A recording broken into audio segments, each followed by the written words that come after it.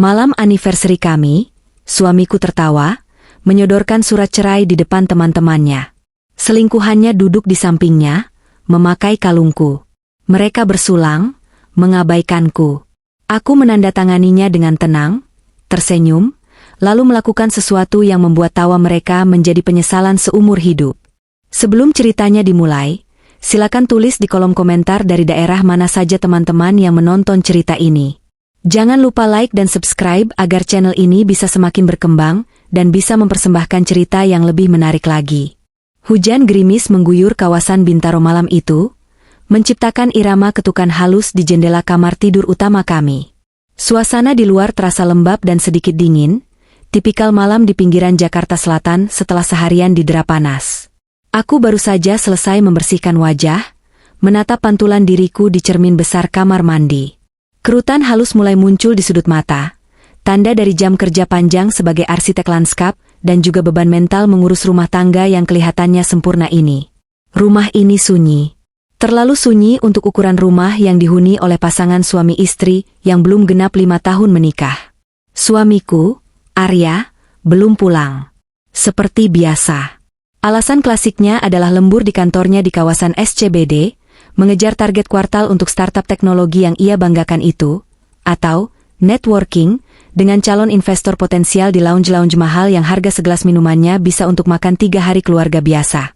Aku menghela napas, mematikan lampu kamar mandi dan berjalan menuju tempat tidur. Jam digital di nakas menunjukkan pukul 00.15. Lelah secara fisik dan mental membuatku ingin segera terlelap, melupakan sejenak tumpukan tagihan yang kian hari kian membengkak.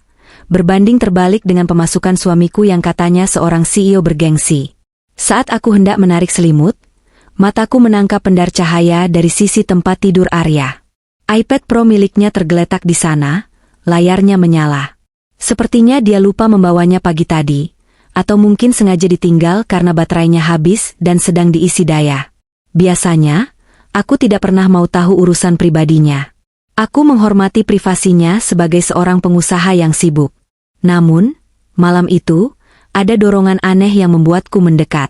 Mungkin karena rasa frustrasi yang menumpuk berbulan-bulan, atau mungkin intuisi seorang istri yang selama ini berusaha kuredam.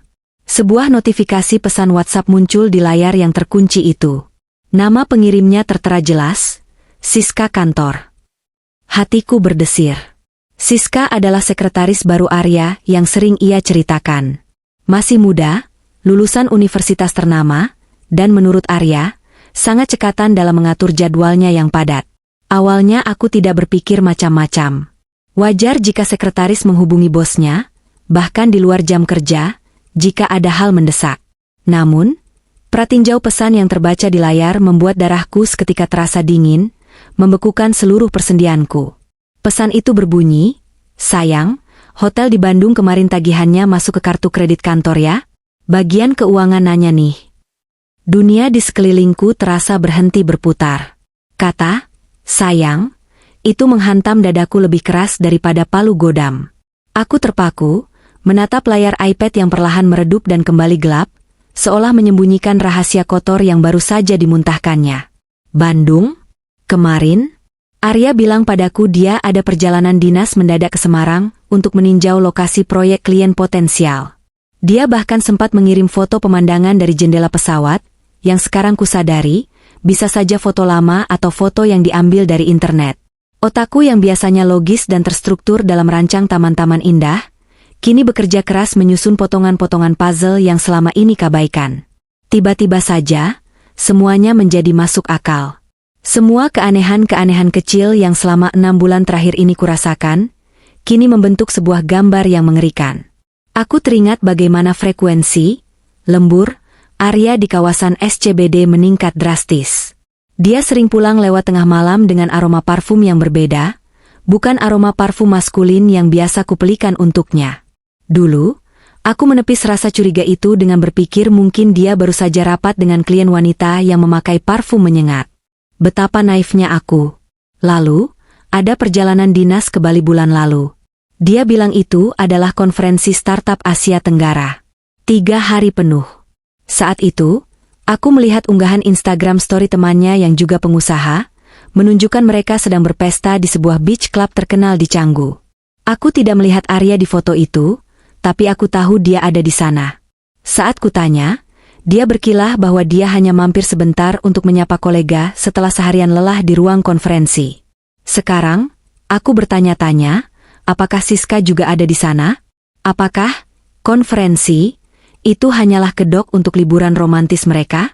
Yang paling menyakitkan adalah masalah keuangan. Beberapa bulan terakhir, Arya mulai mengurangi jatah uang belanja bulanan.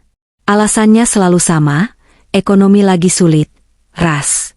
Startup lagi, bleeding, investor lagi nahan dana. Kita harus prihatin dulu. Sebagai istri yang ingin mendukung suami, aku menurut. Aku memotong pengeluaran pribadi, berhenti membeli pakaian kerja baru, dan lebih sering memasak di rumah daripada membeli makanan di luar.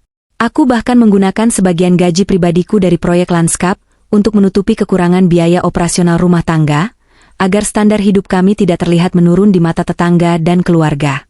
Aku berusaha menjadi istri yang pengertian, pilar pendukung di saat suami sedang berjuang. Ternyata, prihatin, yang dimaksud Arya hanya berlaku untukku. Prihatin agar dia bisa membiayai gaya hidup mewahnya bersama wanita lain. Uang yang seharusnya untuk kebutuhan rumah tangga kami, dialihkan untuk membayar hotel di Bandung, mungkin juga tiket pesawat ke Bali, dan entah apa lagi. Rasa dingin yang tadi menyergap kini berubah menjadi panas. Amarah mulai mendidih di dalam dadaku, menjalar ke kerongkongan. Aku merasa jijik. Jijik pada Arya, pada Siska, dan terutama pada diriku sendiri yang begitu buta selama ini. Aku merasa dikhianati dengan cara yang paling rendah. Aku mengambil iPad itu. Tanganku gemetar hebat. Aku mencoba membuka kuncinya, berharap keajaiban bahwa aku salah lihat atau ini hanya mimpi buruk. Tentu saja, aku tidak tahu kodenya. Arya selalu sangat protektif terhadap gadget-gadgetnya dengan alasan keamanan data perusahaan. Aku meletakkan kembali benda itu dengan hati-hati ke posisi semula, seolah-olah aku tidak pernah menyentuhnya. Aku tidak boleh gegabah. Jika aku langsung melabraknya saat dia pulang nanti, dia pasti akan menyangkal. Dia akan memutarbalikkan fakta, menuduhku paranoid, cemburu buta, atau tidak mendukung karirnya. Dia sangat pandai bersilat lidah.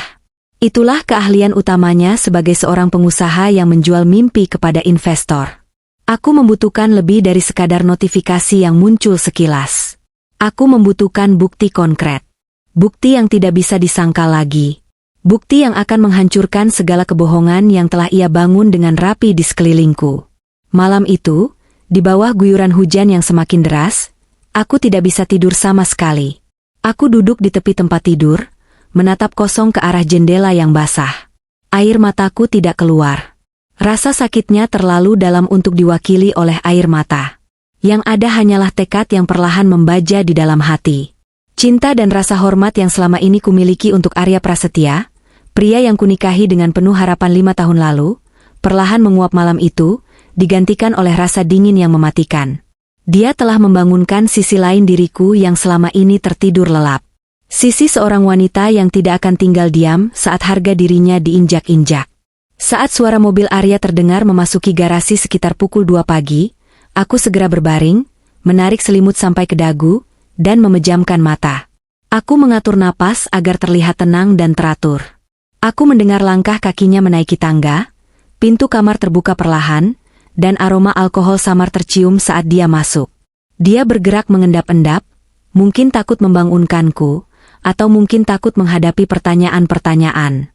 Dia masuk ke kamar mandi, lalu keluar dan naik ke tempat tidur di sampingku. Aku bisa merasakan hawa tubuhnya. Hawa tubuh seorang pengkhianat.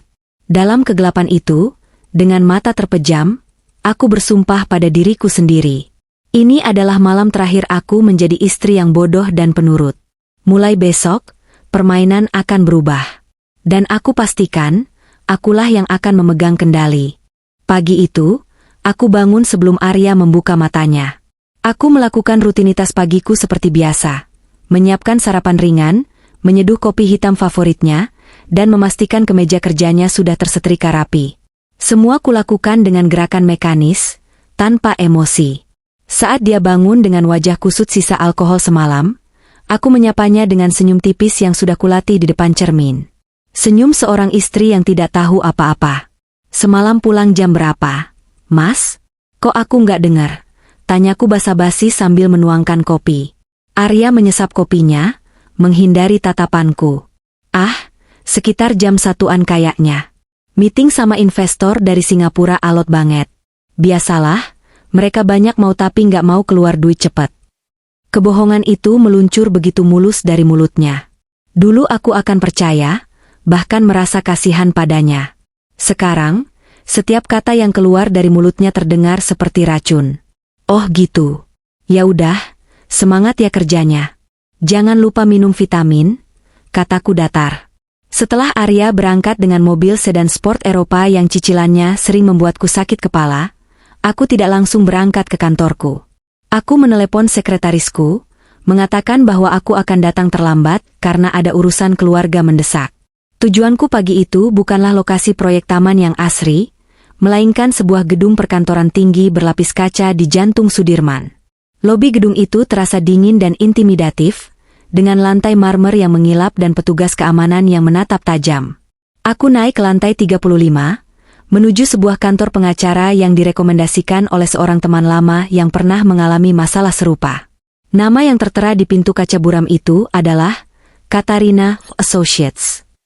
Bu Katarina dikenal sebagai pengacara senior spesialis kasus perceraian kelas kakap di Jakarta. Kliennya kebanyakan adalah istri-istri pejabat atau pengusaha kaya yang dicurangi oleh suami mereka. Konon, reputasinya di ruang sidang membuat banyak pengacara lawan gentar sebelum bertarung. Aku disambut oleh seorang resepsionis yang ramah namun tegas.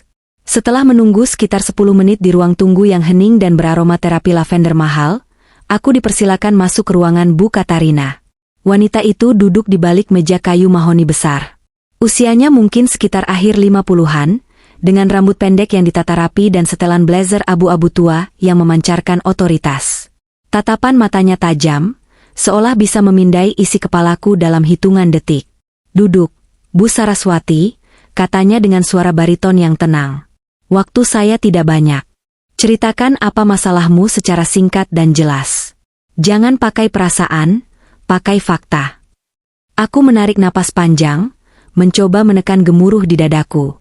Aku menceritakan tentang notifikasi WhatsApp yang kulihat semalam, tentang perubahan sikap Arya, tentang perjalanan dinas palsu, dan tentang pemotongan uang belanja. Aku berusaha menyampaikannya sedatar mungkin, seperti sedang mempresentasikan konsep desain taman kepada klien yang sulit. Bu Katarina mendengarkan tanpa menyela, jari-jarinya saling bertaut di atas meja. Setelah aku selesai, dia mengangguk pelan. "Klasik," gumamnya. "Pengusaha startup, gaya hidup selangit di Jaksel, cash flow sebenarnya berdarah-darah, lalu cari pelarian ke daun muda untuk memvalidasi egonya. Saya sudah menangani ratusan kasus seperti ini." Kata-katanya yang blak-blakan terasa menusuk, tapi justru itulah yang kubutuhkan. Bukan simpati kosong, melainkan analisis dingin. "Langkah pertama bukan melabrak, Bu Saras," lanjutnya. "Langkah pertama adalah mengamankan aset. Laki-laki seperti suamimu, kalau sudah terdesak, akan melakukan apa saja untuk menyelamatkan diri sendiri, termasuk mengorbankanmu secara finansial." Dia menyarankan agar aku segera melakukan audit forensik terhadap keuangan keluarga kami. Dia merekomendasikan seorang auditor independen yang biasa bekerja sama dengannya untuk kasus-kasus seperti ini. Auditor yang bisa menggali data transaksi perbankan tanpa terdeteksi oleh Arya. Hari-hari berikutnya adalah mimpi buruk yang nyata. Aku memberikan akses ke semua rekening gabungan kami, data kartu kredit yang kupegang, dan dokumen-dokumen keuangan yang bisa kutemukan di ruang kerja Arya saat dia tidak di rumah. Hasil audit pendahuluan keluar 3 hari kemudian. Aku kembali duduk di ruangan dingin Bu Katarina, kali ini ditemani oleh Pak Bimo, sang auditor, pria parubaya berkacamata tebal yang berbicara hanya dengan angka. Pak Bimo meletakkan sebuah map tebal di hadapanku. "Bu Saras, kondisinya jauh lebih buruk dari yang Ibu bayangkan." Dia mulai memaparkan temuannya. Di layar proyektor terpampang deretan transaksi yang membuat kepalaku pening. Arya bukan hanya berselingkuh, dia sedang merampok masa depan kami. Ini adalah aliran dana keluar dari rekening utama bisnis suami ibu selama 6 bulan terakhir, jelas Pak Bimo sambil menunjuk grafik yang menukik tajam. Banyak penarikan tunai dalam jumlah besar yang tidak bisa dipertanggungjawabkan secara bisnis. Dan ini, dia memindahkan selide, adalah mutasi rekening pribadi Pak Arya. Aku melihat nama Siska berulang kali muncul di sana. Transfer 10 juta, 15 juta, 25 juta. Ada juga pembayaran tagihan kartu kredit yang jumlahnya fantastis. Berdasarkan analisis pengeluaran, suami ibu membiayai gaya hidup saudari Siska ini secara penuh. Sewa apartemen di Kuningan, belanja barang-barang bermerek, tas, sepatu, perhiasan, semua tercatat di sini, Pak Bimo menjelaskan dengan nada tanpa ekspresi. Namun, pukulan terberat belum sampai di situ. Pak Bimo membuka halaman lain dari laporannya. Ibu pernah menyadari ada penarikan dana dari tabungan haji bersama? Tanyanya. Aku menggeleng lemah. Tabungan itu kami kumpulkan sedikit demi sedikit sejak awal menikah. Itu adalah niat suci kami. Rekening itu sudah kosong, Bu. Ditarik bertahap selama 3 bulan terakhir. Totalnya sekitar 150 juta. Air mataku mulai menggenang. Itu uang suci. Bagaimana dia tega? Dan ada satu hal lagi yang paling krusial. Setelah Bu Katarina, suaranya terdengar lebih berat. Pak Bimo, tunjukkan dokumen terakhir. Pak Bimo menyodorkan selembar fotokopi dokumen. Itu adalah sertifikat rumah warisan orang tuaku di Yogyakarta. Rumah joglo tua penuh kenangan tempat aku dibesarkan, yang diwariskan ibu padaku sebelum meninggal 2 tahun lalu. Sertifikat asli rumah itu kusimpan di brankas di rumah. Yang kuncinya hanya aku dan Arya yang tahu. Ini apa? Tanyaku dengan suara serak. Ini adalah bukti pengajuan kredit multiguna di sebuah bank swasta. Bu, jawab Pak Bimo hati-hati. Agunannya adalah sertifikat rumah di Yogyakarta atas nama ibu. Tapi saya tidak pernah mengajukan kredit ini. Dan sertifikatnya ada di... Kalimatku terhenti. Pikiranku melayang ke brankas di rumah. Di sini ada tanda tangan ibu sebagai pemilik agunan, kata Bu Katarina sambil menunjuk kolom tanda tangan. Tapi menurut analisis kami, dan jika dibandingkan dengan tanda tangan ibu di dokumen lain, ini jelas palsu.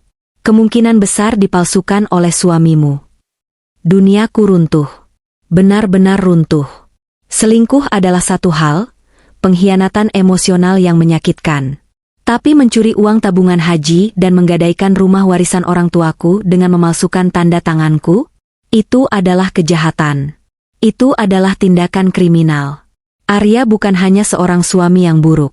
Dia adalah seorang penipu. Dia telah menggadaikan kenangan masa kecilku, warisan terakhir ibuku, hanya untuk memuaskan nafsu sesaatnya dan gaya hidup wanita simpanannya. Rumah joglo yang tenang itu kini terancam disita ban karena ulah laki-laki yang seharusnya melindungiku. Rasa sakit di dadaku berubah menjadi rasa mual yang hebat. Aku ingin muntah. Aku merasa sangat bodoh karena telah mempercayai monster seperti dia. Gaya hidup Jaksel Vibes yang selama ini dia pamerkan, mobil mewah, jam tangan mahal, makan di restoran hits, ternyata dibangun di atas tumpukan utang dan pencurian dari istrinya sendiri. Gali lubang tutup lubang demi gengsi yang semu. Aku menatap Bu Katarina dengan mata yang basah namun nyalang. Apa yang harus saya lakukan? Bu, saya mau dia hancur. Saya mau dia membayar semua yang telah dia curi dariku. Bu Katarina tersenyum tipis. Senyum yang dingin dan penuh perhitungan.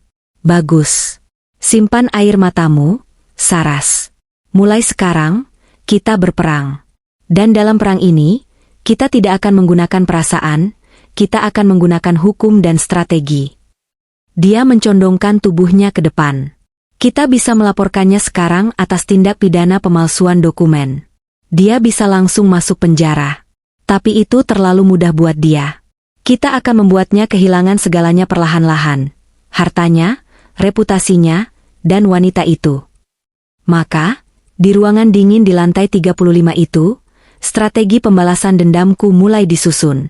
Aku tidak akan lagi menjadi korban. Aku akan menjadi arsitek kehancurannya, merancang kejatuhannya serapi aku merancang taman-taman indahku. 6 bulan. Itu adalah rentang waktu yang ditetapkan oleh Bu Katarina. 6 bulan untuk bermain peran, 6 bulan untuk menjadi aktris terbaik dalam panggung rumah tanggaku sendiri yang sudah bobrok. Rasanya seperti diminta menahan napas di dalam air yang keruh.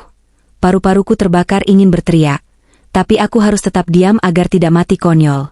Rumah kami di Bintaro masih terlihat sama bagi orang luar. Rumput Jepang di halaman depan tetap hijau terawat, hasil tanganku sendiri.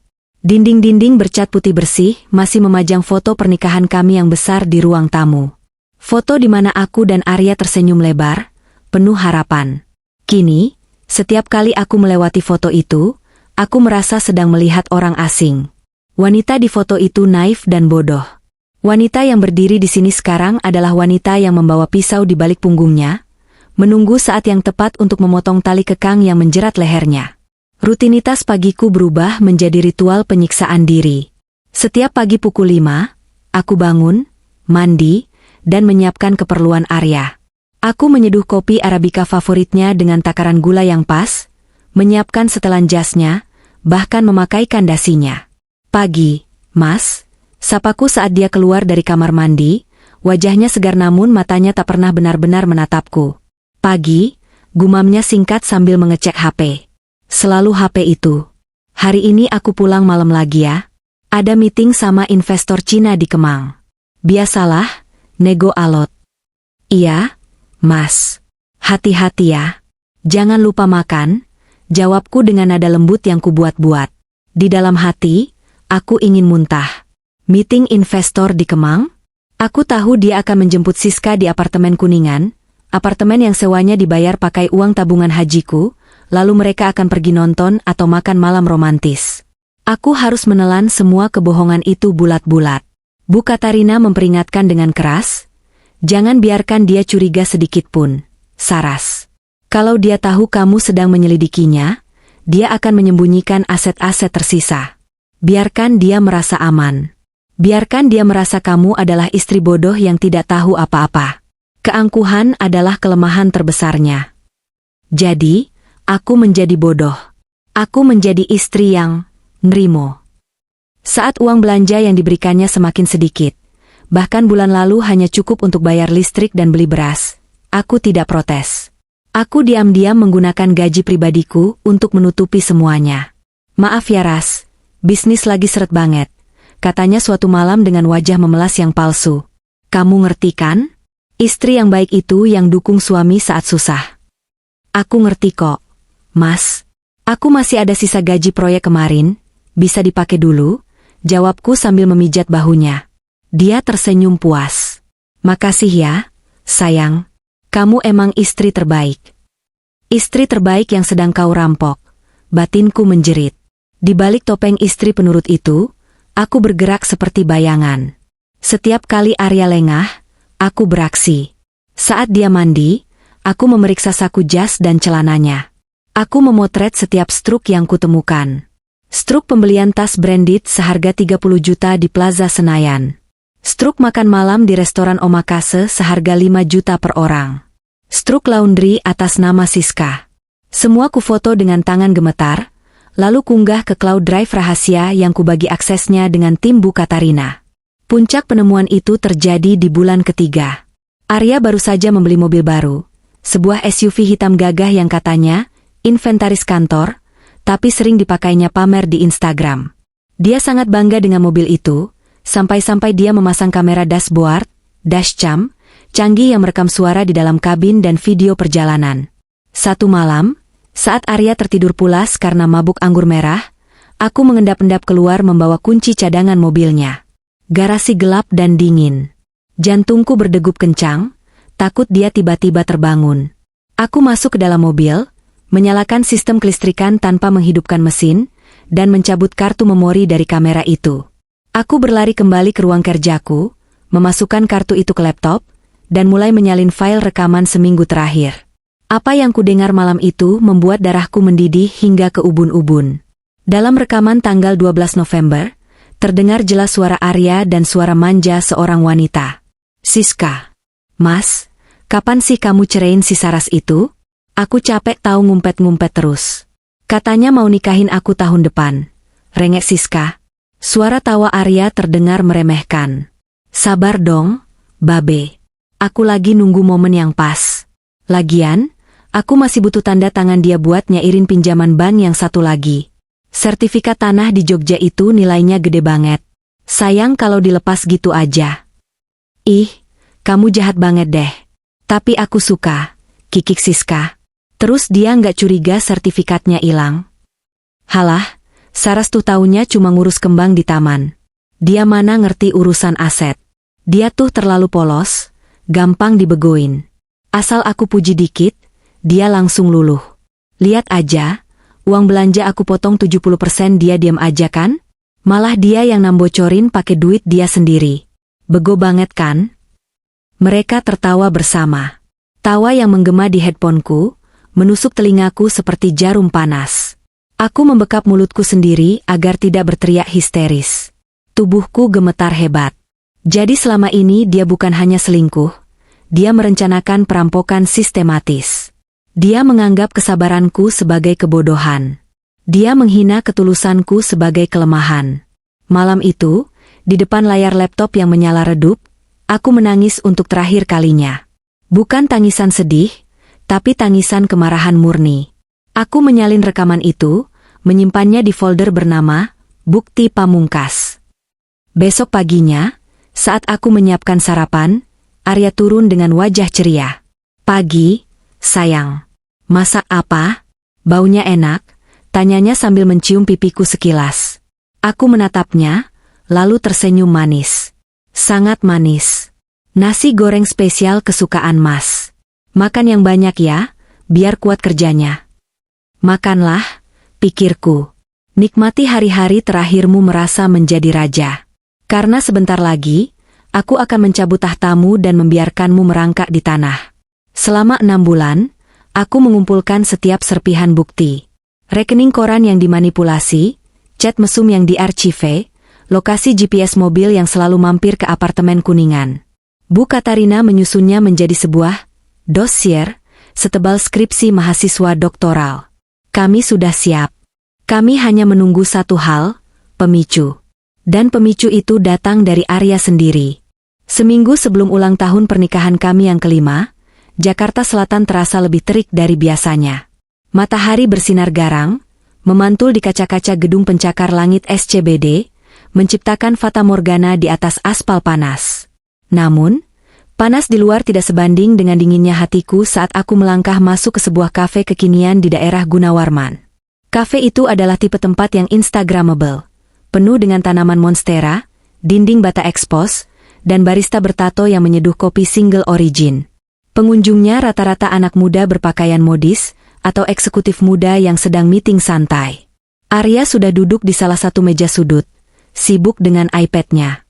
Dia terlihat tampan dengan kemeja linen biru muda yang kancing atasnya dibuka, memamerkan sedikit dadanya. Kacamata hitam mahal bertengger di kepalanya. Citra, pengusaha sukses, yang dia bangun memang meyakinkan. Sayang, isinya kosong.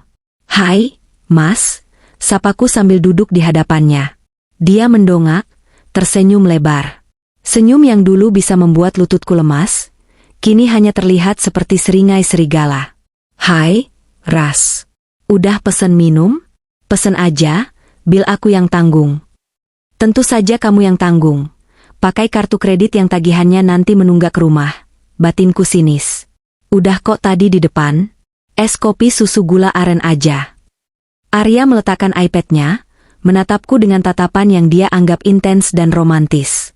Ras, minggu depan kita anniversary kelima lo. Gak kerasa ya? Iya, Mas. 5 tahun, jawabku datar. 5 tahun yang sia-sia. Nah, aku mikir gini, selama ini kan kita jarang rayain yang heboh. Cuma makan berdua doang. Tahun ini aku pengen beda. Aku pengen kita rayain besar-besaran. Sekalian syukuran karena startup aku baru dapat funding baru, kebohongan lagi. Aku mengangkat alis sedikit, pura-pura antusias. Wah, alhamdulillah. Jadi mau rayain di mana? Aku udah booking private room di The Brotherhood, restoran fine dining baru di Senopati itu loh. Yang waiting listnya bisa sebulan. Aku pakai koneksi teman, katanya dengan nada bangga. Bagus banget tempatnya, Mas. Mahal pasti ya, pancingku. Ah, uang bisa dicari, Ras. Momen sama istri tercinta itu nggak ternilai. Rayunya gombal. Tapi ada satu hal lagi. Aku ngundang teman-teman dekat aku juga. Anak-anak klub mobil, sama beberapa partner bisnis. Aku mau ngenalin kamu sebagai support system aku selama ini. Kita bikin pesta kecil-kecilan. Alarm di kepalaku berbunyi nyaring.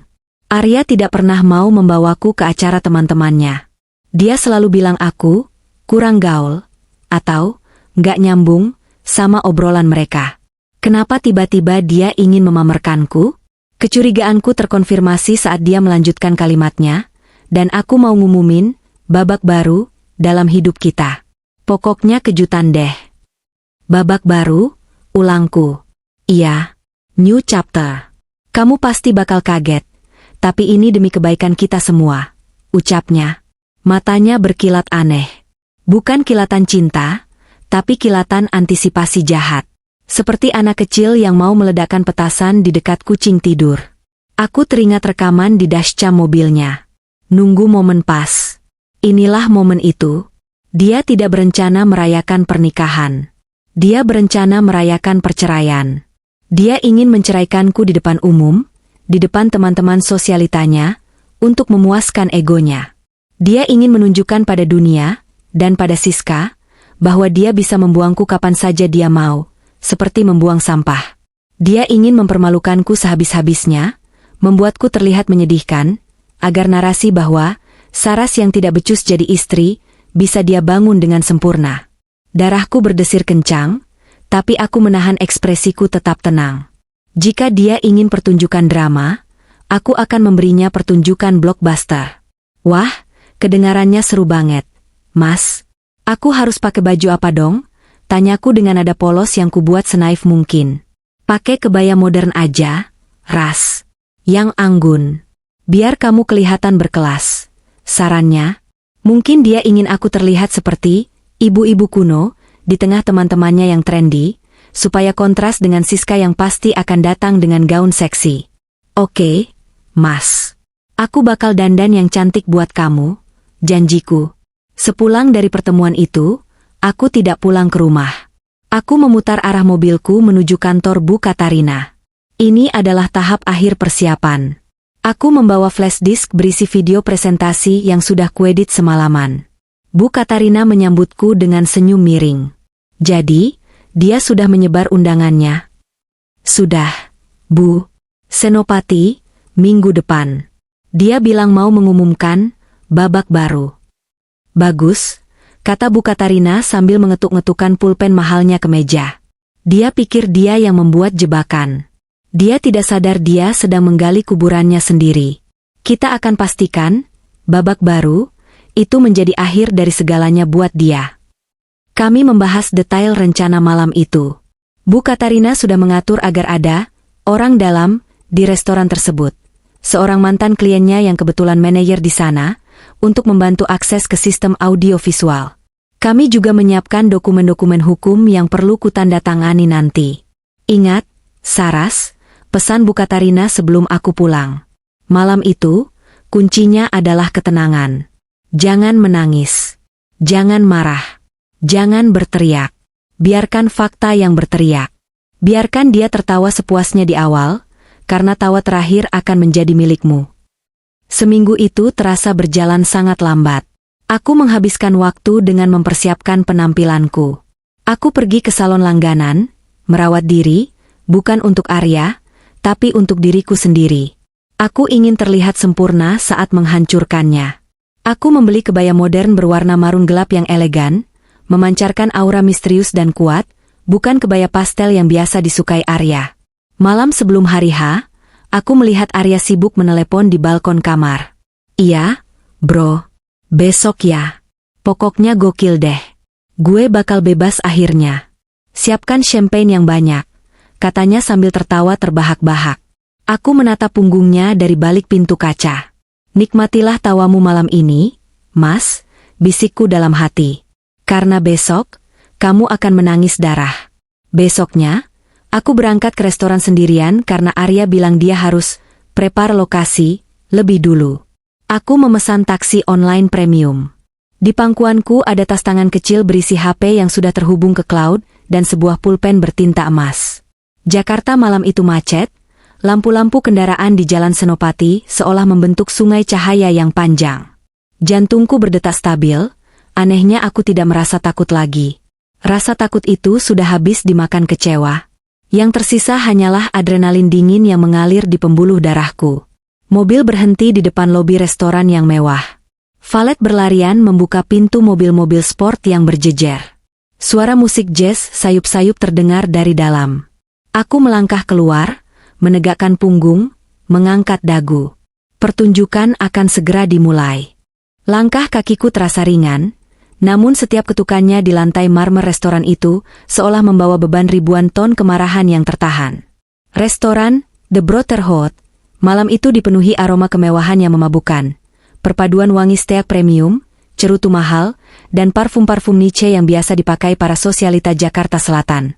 Cahaya lampu dibuat temaram, menciptakan nuansa intim yang dipaksakan, sementara musik jazz instrumental mengalun lembut, berusaha menutupi kebisingan obrolan-obrolan dangkal di setiap meja. Seorang pelayan wanita dengan seragam hitam rapi menyambutku di pintu masuk.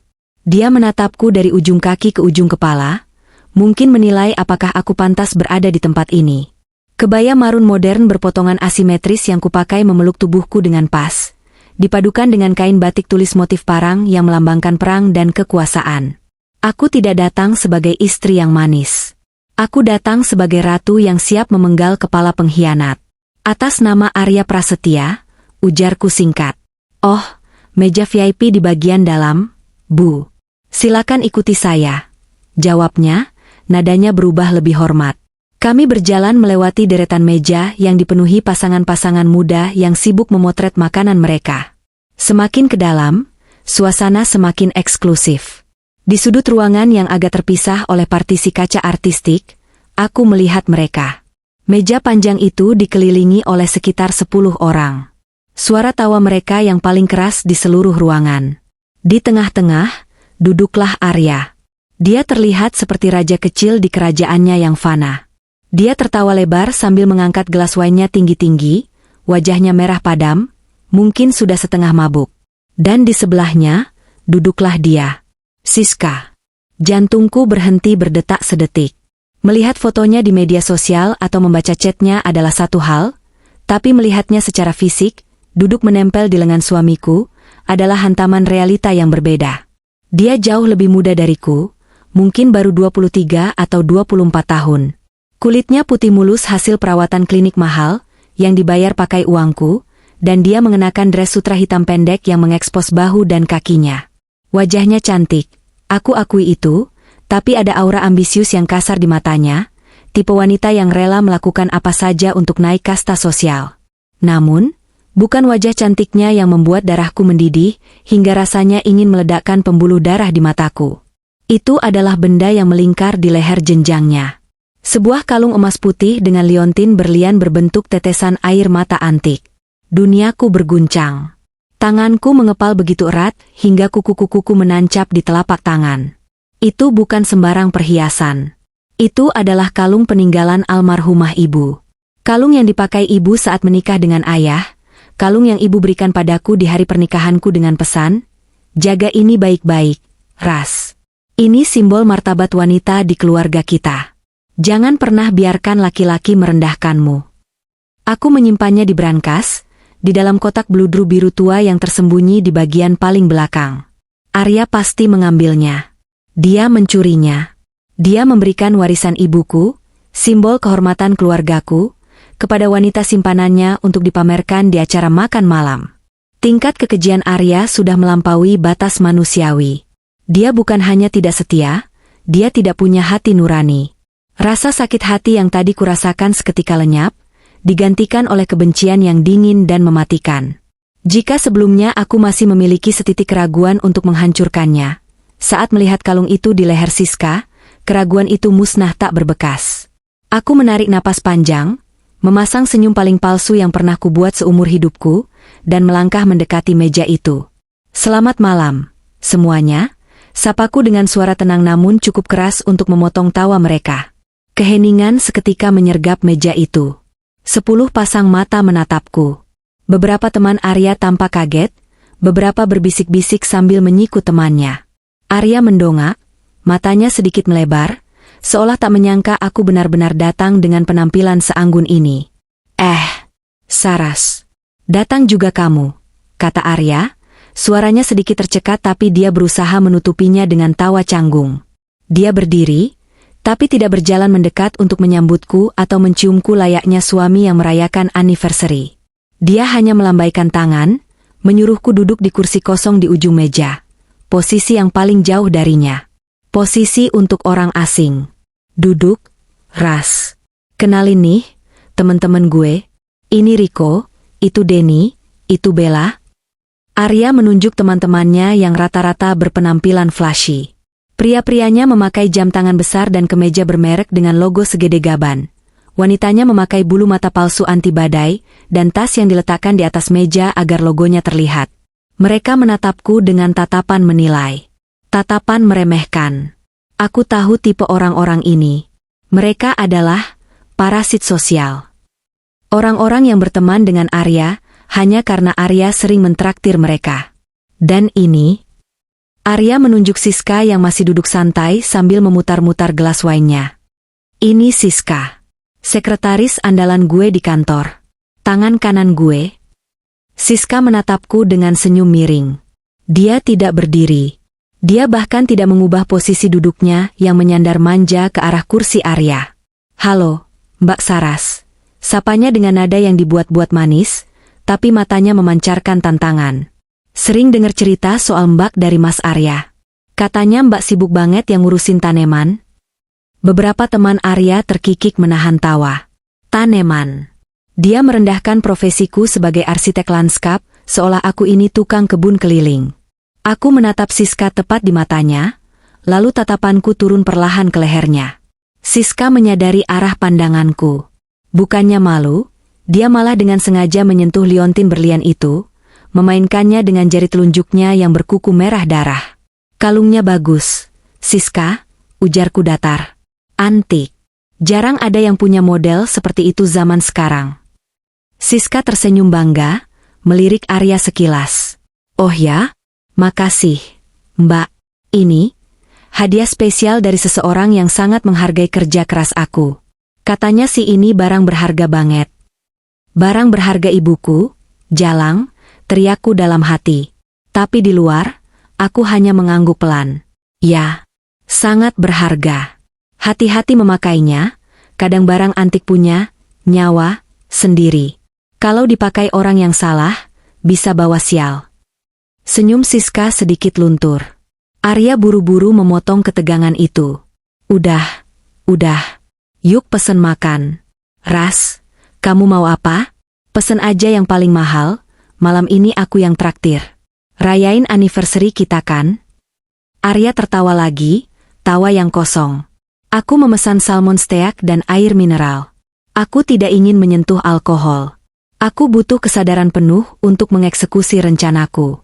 Sementara mereka terus memesan botol wine kedua, ketiga, dan makanan-makanan pembuka yang harganya tidak masuk akal. Sepanjang makan malam, aku seperti hantu di pesta manusia. Mereka mengabaikanku. Mereka bicara soal rencana touring mobil mewah ke Bali bulan depan, soal investasi kripto yang lagi cuan, padahal aku tahu Rico baru saja rugi bandar, dan soal gosip artis ibu kota. Arya menjadi pusat perhatian, membual tentang valuasi startupnya yang katanya mau unicorn, membual tentang proyek-proyek fiktif. Aku hanya diam, mengamati mereka satu persatu. Merekam wajah-wajah munafik ini di kepalaku. Siska sesekali membisikkan sesuatu ke telinga Arya, lalu mereka tertawa bersama. Tangannya sesekali mengelus paha Arya di bawah meja. Mereka pikir aku tidak tahu. Atau mungkin mereka memang sengaja ingin aku melihatnya. Ini adalah bentuk penyiksaan psikologis. Mereka ingin aku marah, ingin aku membuat adegan drama, menangis, dan melempar gelas, supaya mereka bisa menuduhku gila dan histeris. Aku tidak akan memberikan kepuasan itu. Aku memotong salmonku dengan tenang, mengunyahnya perlahan, meski rasanya seperti mengunyah karet. Setiap suapan adalah bahan bakar untuk kesabaranku yang menipis. Tiba-tiba, seorang teman Arya, Si Denny yang berwajah licik, mengangkat HP-nya. Guys, bikin konten dulu dong buat story. Cheers dulu, serunya. Semua orang mengangkat gelas. Arya merangkul Siska dengan erat di satu sisi. Aku dibiarkan duduk sendiri di ujung. Kamera diarahkan ke mereka, lalu sekilas ke arahku dengan zoom yang mengejek. Aku bisa membayangkan captionnya nanti, Dinner with the Boss the Wife. Oke, guys. Arya tiba-tiba berdiri, mengetuk gelas wine-nya dengan sendok garpu, menghasilkan bunyi denting nyaring yang menghentikan percakapan. Wajahnya memerah, matanya berkabut alkohol tapi sorot kekejaman di sana terlihat sangat jelas.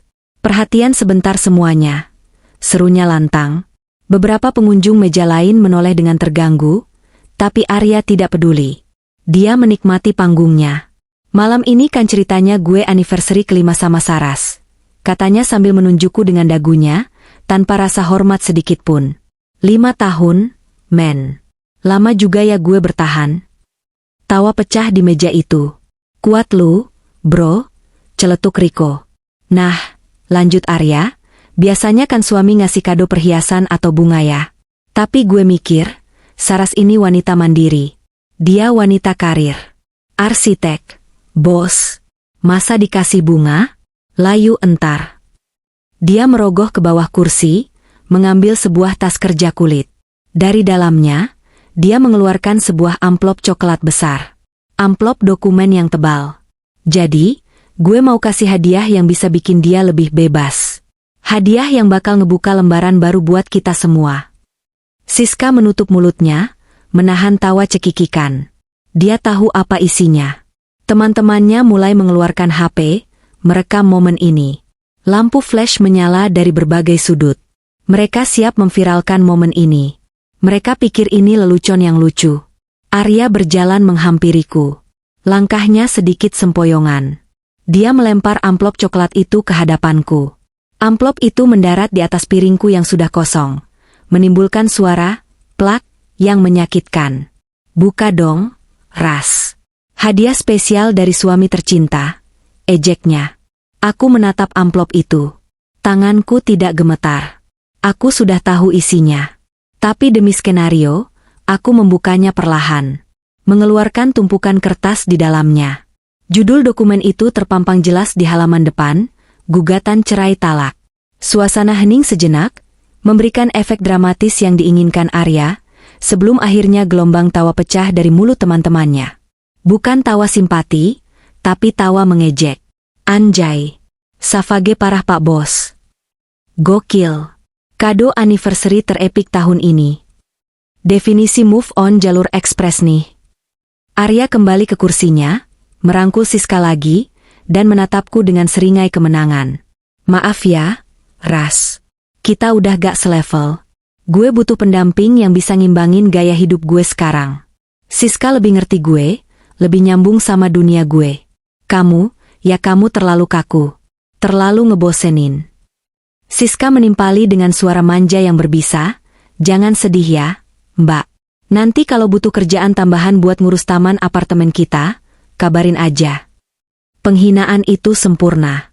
Di depan umum, di hari ulang tahun pernikahan, dengan selingkuhan yang memakai warisan ibuku. Jika aku wanita biasa, aku pasti sudah pingsan atau mengamuk. Tapi aku bukan wanita biasa. Aku adalah Saraswati, dan aku sudah berlatih untuk momen ini selama 6 bulan. Kamera-kamera HP itu masih menyorotku. Mereka mengharapkan air mata. Mereka mengharapkan wajah hancur seorang istri yang dicampakan. Mereka lapar akan drama menyedihkan untuk dijadikan bahan gosip di grup WhatsApp sosialita mereka besok pagi. Tapi aku tidak menangis. Setetes pun tidak. Perlahan, aku menutup kembali map itu. Aku mengangkat wajahku, menatap Arya lurus-lurus. Tatapan mataku begitu tenang, hingga membuat seringai di wajah Arya sedikit goyah. Dia mungkin bingung kenapa aku tidak histeris. Cuma ini, tanyaku. Suaraku datar, jernih, tanpa getaran emosi. Arya mengerutkan kening. Maksud lo? Kupikir ada surat pembagian harta gonogini atau semacamnya. Ternyata cuma surat cerai. Aku tersenyum tipis. Senyum yang membuat Siska berhenti memainkan kalungnya. Harta? Hahaha. Arya tertawa, tapi kali ini tawanya terdengar dipaksakan. Ras, sadar diri dong. Semua harta itu hasil kerja keras gue. Startup gue, saham gue. Lu punya apa? Lu cuma numpang hidup enak sama gue selama ini. Oke, jawabku singkat. Aku merogoh tas tanganku. Bukan untuk mengambil tisu, melainkan mengambil sebuah pulpen tinta emas yang kubeli khusus untuk malam ini. Aku membuka halaman terakhir dokumen itu. Di sana, di atas materai yang sudah ditempel, tertera namaku. Tanpa membaca isi tuntutan-tuntutan konyol yang pasti ditulis pengacaranya, aku membuka tutup pulpen. Bunyi, klik, tutup pulpen itu terdengar jelas di telingaku, seperti bunyi picu pistol yang ditarik. Lu ngapain? Tanya Arya, nadanya mulai terdengar waspada. Teman-temannya juga mulai menurunkan HP mereka sedikit. Bingung dengan reaksiku yang di luar prediksi. Biasanya korban akan memohon, menangis, atau meminta penjelasan. Tidak ada yang langsung tanda tangan secepat kilat. Kamu mau ceraikan, Mas? Tanyaku sambil menggoreskan tanda tanganku dengan mantap dan elegan. Tinta hitam mengalir lancar di atas kertas putih, mengakhiri 5 tahun pernikahan kami secara hukum agama dan negara di mataku. Ini yang kamu mau? Kebebasan. Selesai. Aku menutup pulpen itu kembali. Aku berdiri, mengambil amplop itu, dan berjalan perlahan menuju Arya. Siska tampak tegang, mungkin takut aku akan menjambak rambutnya. Tapi aku tidak sudi mengotori tanganku menyentuh wanita murahan seperti dia. Aku meletakkan dokumen yang sudah ditandatangani itu di depan Arya, tepat di sebelah gelas wine-nya. Terima kasih sudah mempermudah hidupku, Mas, ucapku tulus. Sangat tulus. Karena dengan surat ini, posisiku sebagai korban yang terzalimi sudah sah secara sempurna. Dia yang menggugat, dia yang mengusir. Dia memberikan amunisi terakhir yang kubutuhkan untuk menghancurkannya tanpa sisa. Maksud lo apa sih? Kok lu malah makasih? Arya bertanya dengan nada tinggi. Egonya terusik. Dia ingin melihatku menderita, bukan berterima kasih. Dia merasa pranknya gagal total. Ya makasih. Karena kamu yang minta cerai, berarti aku nggak perlu repot-repot jelasin ke ayah dan ibu di surga kenapa aku ninggalin kamu. Jawabku santai. Aku melirik jam tangan. Pukul 20 tepat. Waktunya pas. Oh ya, karena kamu sudah kasih kado spesial ini, lanjutku, suaraku sedikit meninggi agar seluruh restoran bisa mendengar. Rasanya nggak adil kalau aku nggak kasih kado balasan. Aku juga sudah siapin sesuatu buat kenang-kenangan terakhir kita. Kado? Kado apaan? Lu kan nggak punya duit. Cibir Siska, berusaha mengembalikan dominasinya. Aku tersenyum pada Siska. Senyum predator yang menatap mangsanya. Uang bukan segalanya, Siska. Kadang, kebenaran itu jauh lebih mahal harganya. Aku mengeluarkan HP-ku. Di layar HP-ku, aplikasi casting sudah terbuka, terhubung dengan sistem Smart TV restoran yang passwordnya sudah diberikan oleh manajer kenalan Bu Katarina sore tadi. Di belakang punggung Arya, ada sebuah layar proyektor raksasa yang biasanya digunakan untuk nonton bareng pertandingan bola atau menampilkan visual abstrak. Saat ini, layar itu hitam. Mas Arya, panggilku lembut. Teman-teman semua, boleh minta perhatiannya ke layar di belakang sana? Semua kepala menoleh. Arya ikut menoleh dengan bingung. Lu mau ngapain? Ras? Jangan macem-macem lu malu-maluin gue. Malu-maluin? Aku tertawa kecil. Tenang aja, Mas. Ini cuma video kenangan. Video perjalanan cinta kalian. Kamu dan Siska.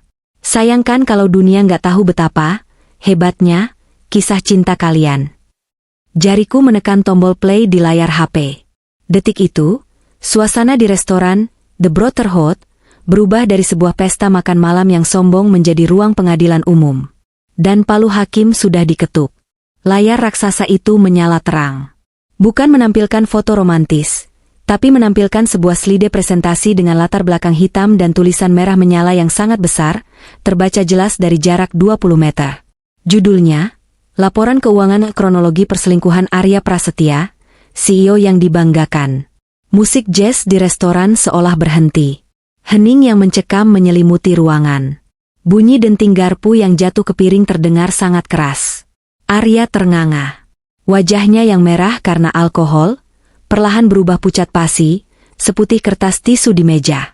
Siska melotot, mulutnya terbuka membentuk huruf O, gelas wine di tangannya miring, menumpahkan isinya ke gaun mahalnya, tapi dia tidak sadar. Selamat menikmati pertunjukannya, bisikku pelan, lalu mundur selangkah, membiarkan fakta yang berbicara. Tawa mereka yang tadi membahana kini tercekik di tenggorokan. Amplop coklat di meja itu bukan lagi simbol kemenangannya, tapi simbol awal kehancurannya. Dan aku, berdiri di sana dengan tenang, siap menyaksikan runtuhnya istana pasir yang mereka bangun di atas air mata dan keringatku. Keheningan yang menyergap restoran, The Brotherhood, malam itu bukanlah jenis keheningan yang lazim ditemukan di tempat-tempat fine dining senopati. Biasanya, jeda dalam percakapan diisi oleh denting halus peralatan makan perak yang beradu dengan piring keramik bone Cina, atau desah napas kepuasan setelah menyesap wine mahal. Namun, keheningan kali ini berbeda. Ini adalah jenis kesunyian yang mencekam, hampa, dan berat.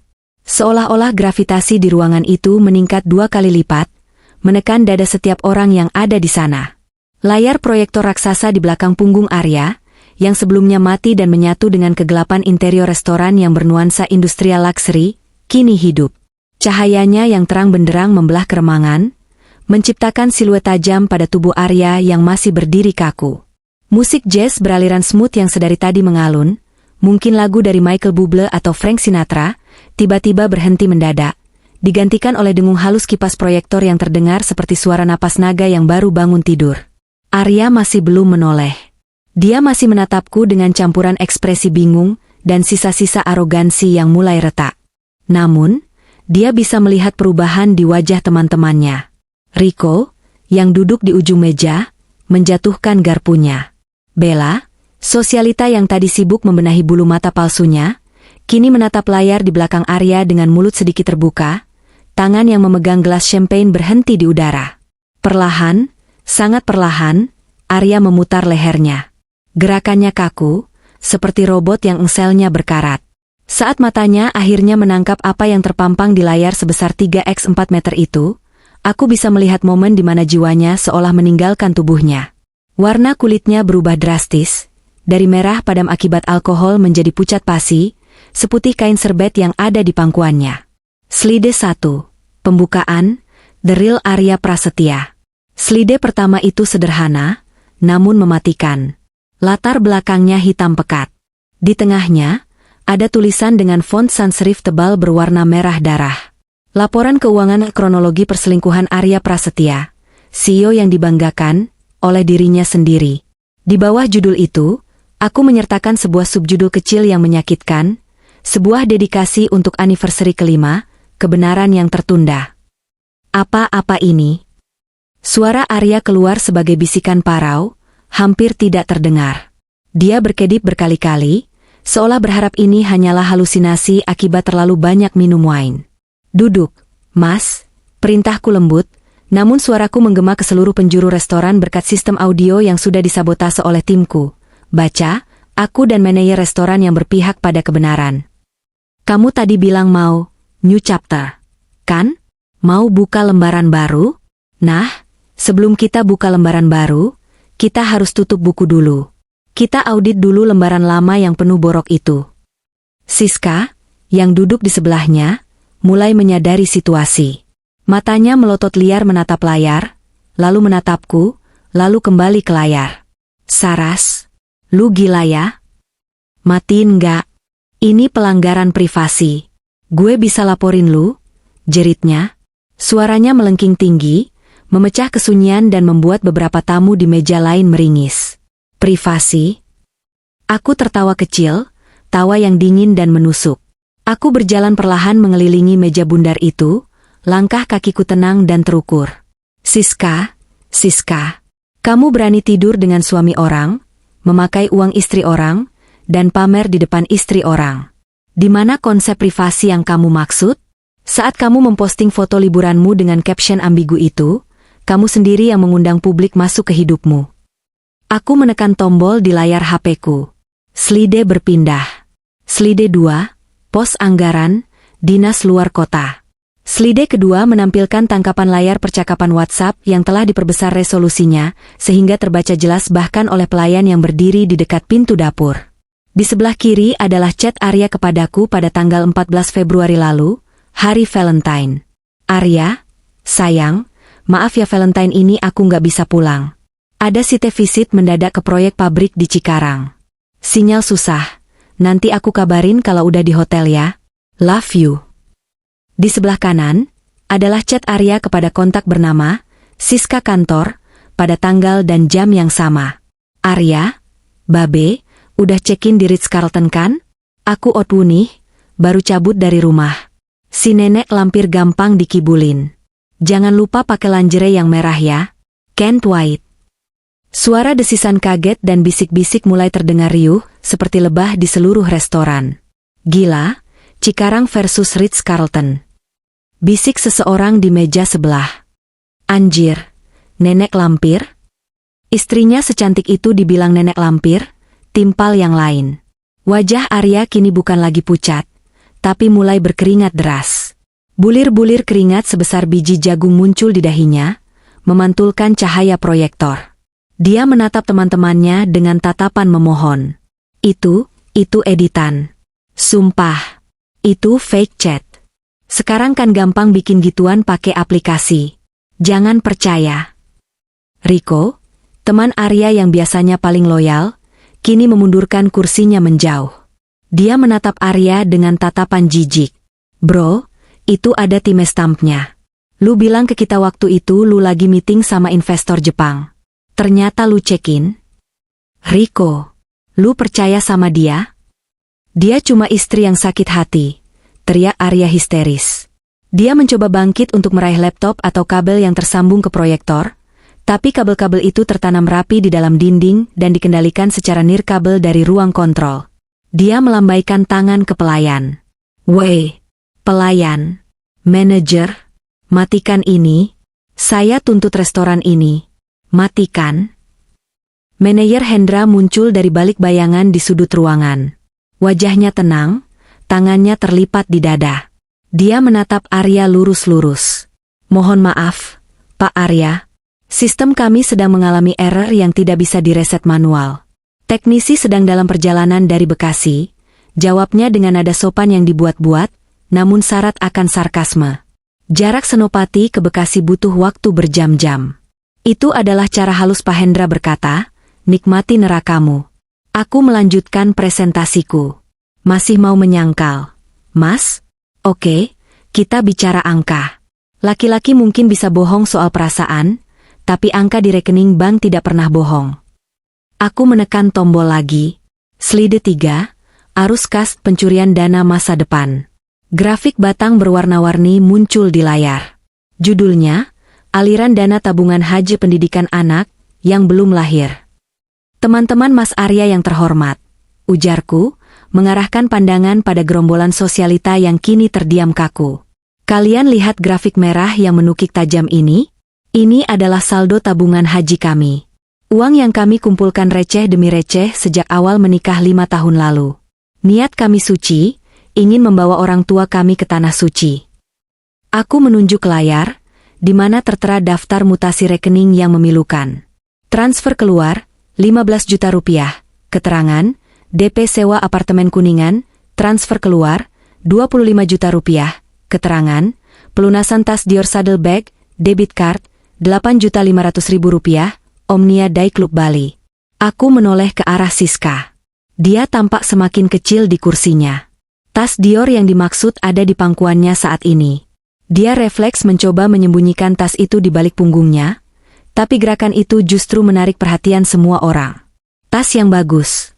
Siska, komentarku datar. Apakah kamu tahu kalau tas itu dibeli pakai uang yang seharusnya dipakai ibu mertuaku untuk mencium Hajar Aswad? Apakah kulit tas itu terasa panas saat kamu sentuh? Karena bagi saya, itu bukan kulit, itu api neraka. Kata-kataku menghantam ruangan itu dengan kekuatan fisik. Beberapa pengunjung wanita di meja lain menutup mulut mereka, terkejut dengan kebrutalan fakta yang kuungkap. Mengambil uang istri untuk selingkuh itu satu hal, tapi mengambil uang ibadah? Itu adalah level kejahatan moral yang membuat orang Indonesia paling sekuler sekalipun akan meludah. Saras cukup, rintih Arya. Dia terduduk lemas, kepalanya tertunduk dalam, ditopang oleh kedua tangannya yang gemetar hebat. Cukup, Ras.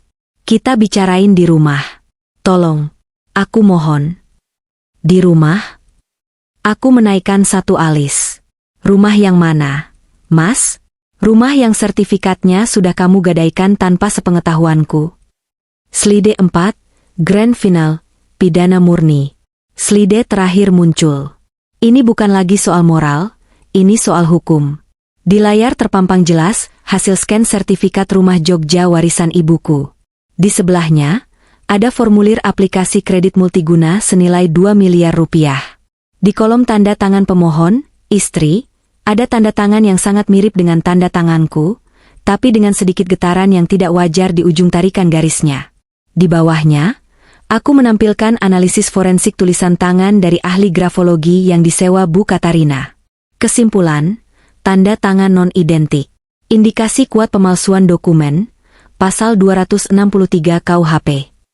2 miliar rupiah, Mas, ujarku, suaraku bergetar sedikit, bukan karena sedih, tapi karena menahan amarah yang meledak-ledak. Kamu gadaikan rumah tempat aku tumbuh.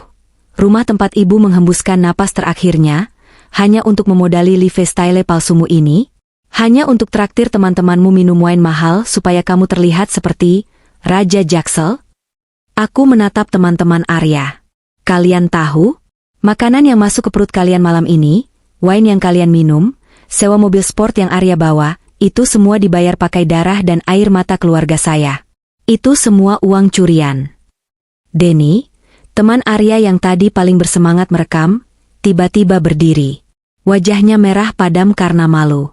Dia merogoh dompetnya, mengeluarkan beberapa lembar uang 100 ribuan, dan melemparkannya ke meja dengan kasar.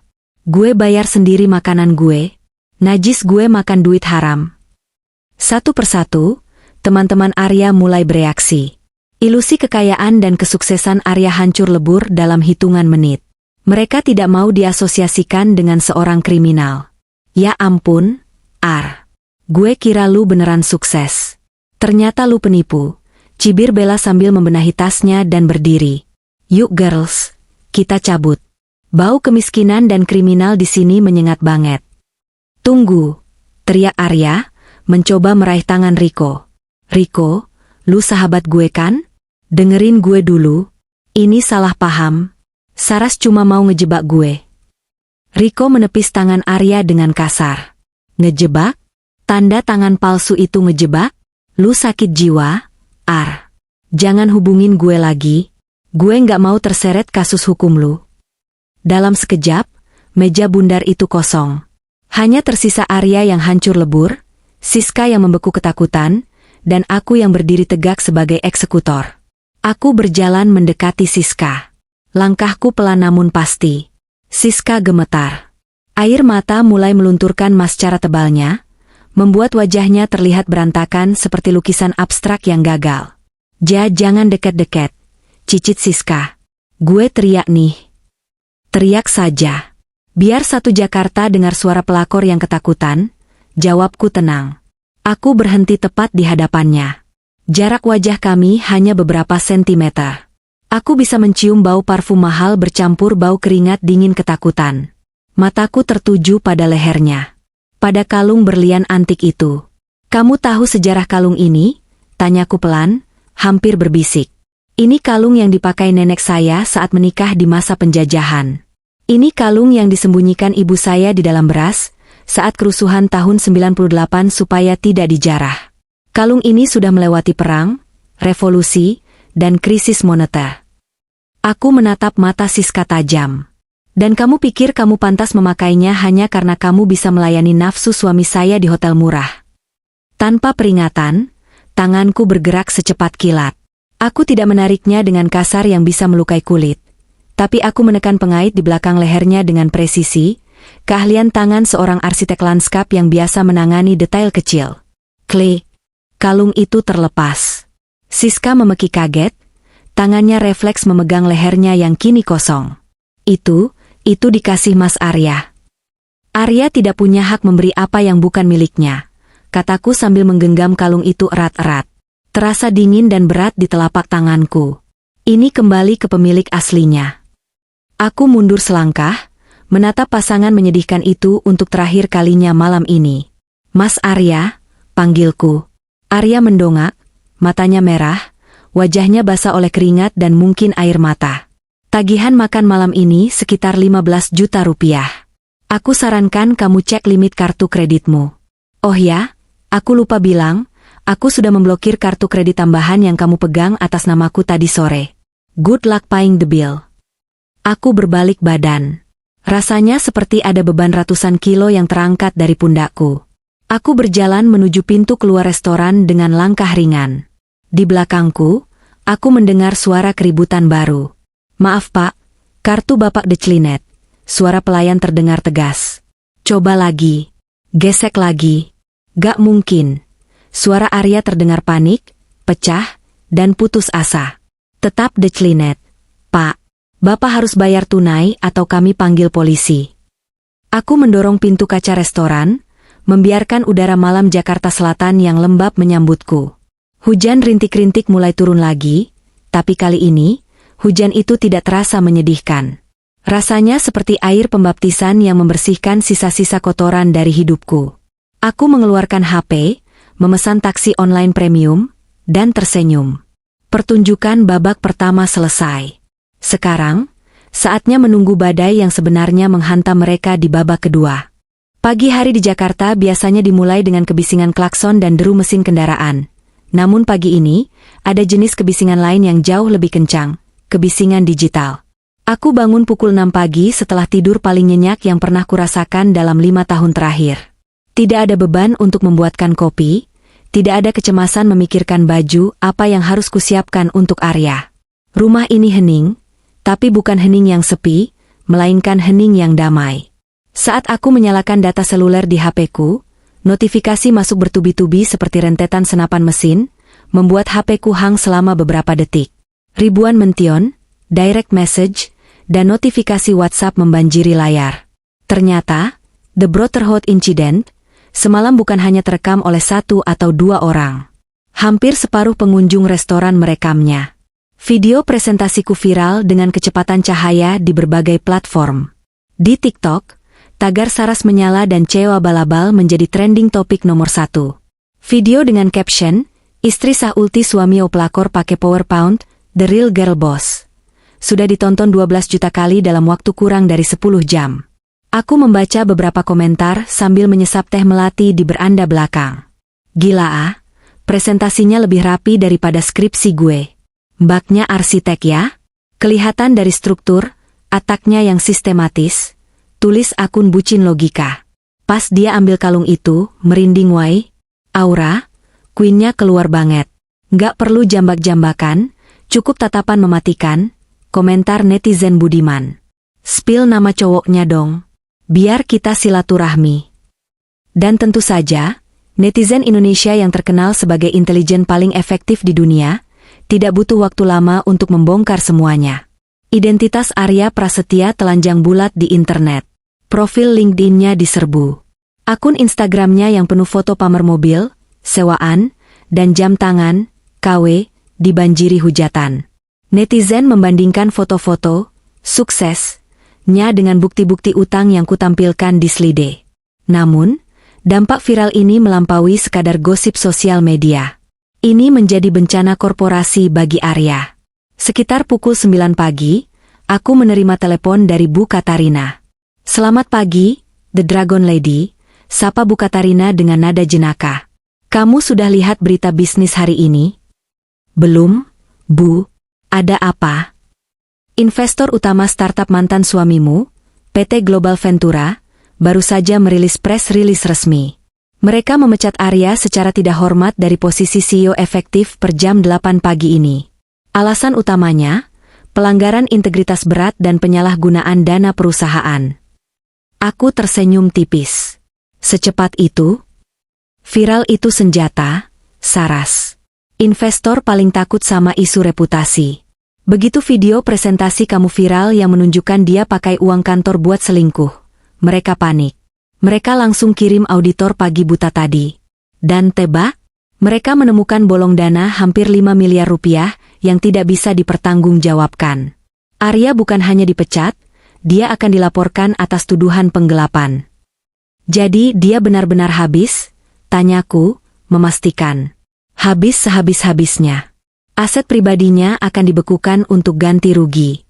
Dan ngomong-ngomong soal aset, Bu Katarina memberi jeda dramatis.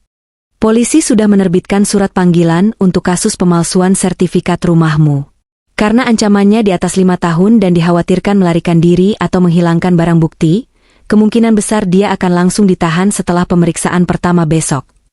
Terima kasih, Bu Katarina. Ibu benar-benar malaikat penolong saya. Bukan saya, Saras. Kamu yang menolong dirimu sendiri. Saya cuma memberi alatnya. Siang harinya, drama sesungguhnya terjadi tepat di depan mataku. Matahari sedang terik-teriknya, memanggang aspal jalanan komplek Bintaro, ketika sebuah mobil derek besar berwarna kuning berhenti di depan pagar rumahku. Di belakangnya, 2 motor metik mengikuti, dikendarai oleh pria-pria bertubuh kekar dengan kulit terbakar matahari, para debt collector eksternal yang terkenal tanpa ampun. Aku sedang menyiram tanaman anggrek di halaman depan, ketika keributan itu pecah. Arya baru saja pulang. Dia turun dari taksi biasa, bukan taksi online premium, apalagi mobil pribadi, dengan wajah kusut masai. Kemejanya yang kemarin terlihat gagah, kini lecek dan kotor, dengan noda wine yang mengering di bagian dada. Dia tampak seperti orang yang tidak tidur semalaman. Mungkin dia habis luntang-lantung mencari pinjaman yang tak kunjung dapat. Saat Arya hendak membuka gerbang, para debt collector itu langsung mengadang. Pak Arya Prasetya? Tanya salah satu pria yang memakai jaket kulit hitam, meski cuaca panas gila. Arya tersentak kaget. Matanya liar ketakutan. Iya, ada apa ya? Kami dari pihak leasing. Kami mendapat perintah penarikan unit mobil SUV hitam di garasi Bapak. Sudah nunggu 4 bulan dan kami dapat info Bapak mau diproses hukum pidana. Jadi unit harus kami amankan sekarang juga sebagai aset jaminan. Hah? Nggak bisa gitu dong. Arya mencoba membentak, tapi suaranya pecah, tidak ada wibawanya sama sekali. Saya janji bayar minggu depan. Saya lagi nunggu pencairan dana investor. Halah, Bapak jangan bohong. Bentak debt collector yang lain sambil menunjukkan layar HP-nya. Satu Indonesia udah tahu Bapak dipecat dan nipu istri. Investor mana yang mau kasih duit ke maling? Jangan banyak omong, Pak. Mana kuncinya? Arya terdesak ke pagar besi. Wajahnya pias. Tolonglah, Bang. Itu satu-satunya mobil saya. Kunci atau kami seret paksa. Keributan itu memancing tetangga keluar. Ibu-ibu komplek yang biasanya hanya bergunjing di tukang sayur, kini menonton live action di depan rumahku. Mereka berbisik-bisik sambil menunjuk-nunjuk Arya. Tatapan mereka bukan simpati, tapi penghakiman. Aku mematikan keran air, lalu berjalan mendekat ke pagar. Tapi aku tetap berada di dalam, di wilayah amanku. Arya melihatku. Matanya langsung berkaca-kaca, penuh harapan putus asa. Saras, Ras, tolong aku, Ras. Dia berlari mendekat ke arahku, mencengkeram jeruji pagar besi seperti narapidana. Pinjemin aku duit dulu buat lunasin cicilan ini. 50 juta aja, Ras. Tolong, aku ganti nanti. Aku janji. Aku menatapnya dingin. Dulu, aku akan langsung panik dan memberikan apa saja untuk menolongnya. Dulu, air matanya adalah kelemahanku. Sekarang, aku tidak merasakan apa-apa selain rasa iba yang berjarak, seperti melihat orang asing yang jatuh di jalan. Mas, kataku tenang, uangku ada. Di tabungan. Tapi itu uang untuk hidupku, bukan untuk menutupi gengsimu. Ras, tegak kamu. Aku ini suamimu. Mantan suami, koreksiku. Surat cerai sudah masuk pengadilan pagi ini. Dan soal mobil itu, bukannya itu mobil yang sering kamu pakai buat jemput Siska? Mobil yang jadi saksi bisu pengkhianatanmu? Kenapa aku harus menyelamatkannya? Arya terdiam. Kata-kata itu menohok ulu hatinya. Ngomong-ngomong, mana Siska? Tanyaku sarkas. Bukannya dia belahan jiwamu? Kenapa dia nggak bantuin kamu bayar? Wajah Arya berubah menjadi topeng kesedihan dan kemarahan. Dia merosot, berlutut di aspal panas. Dia pergi, Ras. Isaknya. Tadi pagi, pas berita aku dipecat keluar, aku ke apartemennya. Kosong. Dia pergi bawa semua barang-barang yang aku beliin. Dia blok nomor aku. Dia bilang aku loser. Aku tertawa kecil, tapi tidak ada rasa humor di dalamnya. Mas, kamu memelihara ular, lalu kaget saat dipatuk? Siska mencintai uangmu, bukan kamu. Saat uangmu habis, cintanya juga expired. Para debt collector sudah tidak sabar. Mereka menerobos masuk ke halaman, karena garasi tidak terkunci, membuka paksa mobil SUV itu, dan mulai mengaitkannya ke mobil derek. Bunyi rantai besi yang beradu dengan chasis mobil terdengar menyakitkan. Jangan dibawa. Arya mencoba lari mengejar mobilnya yang perlahan ditarik mundur. Dia memegang bumper belakang mobil itu, seolah bisa menahannya dengan tenaga manusia. Pemandangan itu sungguh menyedihkan. Seorang pria yang kehilangan segalanya. Martabat, harta, dan cinta. Minggir Pak. Nanti kelindes. Bentak petugas derek. Mereka mendorong Arya hingga jatuh terduduk di trotoar. Mobil itu pun pergi, ditarik menjauh, meninggalkan jejak ban hitam di aspal dan seorang Arya yang menangis meraung-raung di pinggir jalan. Aku memanggil Pak Asep, satpam komplek yang sedari tadi siaga. Pak Asep, ujarku. Siap, Bu Saras. Tolong pastikan orang ini tidak masuk ke dalam rumah saya. Kalau dia memaksa atau bikin keributan lagi, langsung panggil polisi. Saya tidak kenal dia. Siap laksanakan, Bu. Tenang saja. Pak Asep, yang juga sudah menonton video viralku dan merasa geram dengan kelakuan Arya, melangkah maju dengan tongkat pentungannya, berdiri gagah di depan gerbang. Arya menatapku dari balik punggung Pak Asep. Ras, aku mau tidur di mana malam ini? Aku nggak punya uang, Ras. Di masjid ada teras, Mas. Atau mungkin kamu bisa tidur di lobi kantor polisi, sekalian nunggu pemeriksaan besok? Jawabku sambil berbalik badan dan berjalan masuk ke dalam rumah. Aku menutup pintu utama, menguncinya rapat-rapat. Suara tangisan Arya perlahan meredup, teredam oleh dinding kokoh rumahku, rumah yang kini 100% aman menjadi milikku kembali. Malam harinya, aku duduk di sofa ruang tengah yang luas. Televisi menyiarkan berita malam. Wajah Arya muncul di segmen Kriminalitas Hukum. Ada rekaman video amatir saat dia digelandang masuk ke kantor polisi sore tadi. Ternyata dia tidak sempat menunggu besok. Polisi menjemputnya karena takut diamuk masa korban investasi bodong yang mulai bermunculan. Ternyata dia juga menipu beberapa teman komunitas mobilnya. Arya memakai baju tahanan oranye. Wajahnya tertunduk dalam, menghindari kamera wartawan. Tangannya diborgol. Judul beritanya, mantan CEO startup ditangkap atas dugaan penipuan atau pemalsuan dokumen, kerugian miliaran rupiah. Aku mematikan televisi. Ruangan kembali hening. Aku mengambil napas panjang, mengisi paru-paruku dengan udara kebebasan. Rasanya melegakan sekali. Tidak ada lagi kebohongan. Tidak ada lagi rasa curiga yang menggerogoti hati. Tidak ada lagi gaslighting yang membuatku meragukan kewarasanku sendiri. Di meja kopi, tergeletak sebuah buku sketsa baru. Aku membukanya. Lembaran kertas putih bersih menatapku, menunggu untuk diisi. Aku mengambil pensil, dan mulai menggambar. Bukan gambar taman, tapi sketsa kasar rencana hidupku ke depan. Mungkin aku akan ambil S2 di luar negeri. Mungkin aku akan solo traveling ke Eropa, impianku yang selalu dilarang Arya karena buang-buang duit. Atau mungkin aku hanya akan fokus membesarkan firma arsitekturku sendiri. Apapun itu, penanya kini ada di tanganku. Skenarionya aku yang tulis. Aku melirik keluar jendela. Langit Jakarta malam ini cerah, bintang-bintang terlihat berkedip samar di balik polusi cahaya kota. Selamat tinggal, Mas Arya, bisikku pada bayangan masa lalu yang memudar. Terima kasih sudah mengajarkanku bahwa aku jauh lebih kuat dari yang aku duga. Karma telah menyelesaikan tugasnya. Sekarang giliranku untuk bahagia.